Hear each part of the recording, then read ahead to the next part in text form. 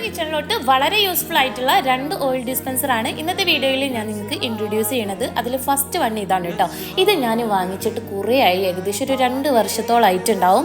പല type oil brush വിത്ത് bottles നിങ്ങൾ online സൈറ്റിലൊക്കെ കണ്ടിട്ടുണ്ടാവും. പക്ഷെ അതിലൊക്കെ ബെസ്റ്റ് ഇതാണെന്നാണ് എൻ്റെ ഒരു അഭിപ്രായം ഉള്ളത്. അപ്പോൾ ഇതെങ്ങനെ ഉപയോഗിക്കേണ്ടതെന്ന് വെച്ചാൽ ഈ ഒരു വൈറ്റ് ലിഡ് ഉണ്ടല്ലോ, അത് ജസ്റ്റ് ഒന്ന് സ്ക്രോൾ ചെയ്ത് തുറന്നാൽ ആ ഒരു ഗ്ലാസ് ലിഡിലോട്ട് നമുക്ക് ഓയിൽ ഒഴിച്ചു വെക്കാൻ പറ്റും. പിന്നെ ഈ ഒരു ഹാൻഡിലിൽ ജസ്റ്റ് ഒന്ന് പ്രസ് ചെയ്ത് വിട്ട് കഴിഞ്ഞാൽ താഴെയുള്ള ഓയിൽ മൊത്തം മുകളിലോട്ട് ഫില്ലായി വരും. അപ്പൊ നമുക്കിത് യൂസ് ചെയ്യാനും വളരെ ഈസിയാണ് കേട്ടോ. പിന്നെ ഇത് ക്ലീൻ ചെയ്യാനും വളരെ ഈസിയാണ് കേട്ടോ, കാരണം ഇതിന്റെ എല്ലാ പാർട്സും നമുക്ക് സെപ്പറേറ്റ് ചെയ്തെടുക്കാൻ പറ്റും. മുമ്പൊക്കെ നമ്മൾ ദോശ ചൂടാൻ ഒരു കമ്പിൽ തുണി ചുറ്റിയിട്ട് ഓയിൽ ഡിപ്പ് ചെയ്ത് ചട്ടിയിൽ സ്പ്രെഡ് ആക്കുമായിരുന്നു അല്ലേ.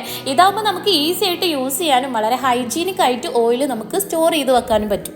നെക്സ്റ്റ് വൺ ഈ ഒരു ഓയിൽ സ്പ്രേ ബോട്ടിലാണ്. ഇതിപ്പോൾ ഞാൻ ഈ അടുത്ത് വാങ്ങിച്ചിട്ടുള്ളതാണ് കേട്ടോ. ഇതാണ് എനിക്ക് മറ്റേതിനെ അപേക്ഷിച്ച് ഒന്നുകൂടെ യൂസ്ഫുൾ ആയിട്ട് തോന്നിയത്.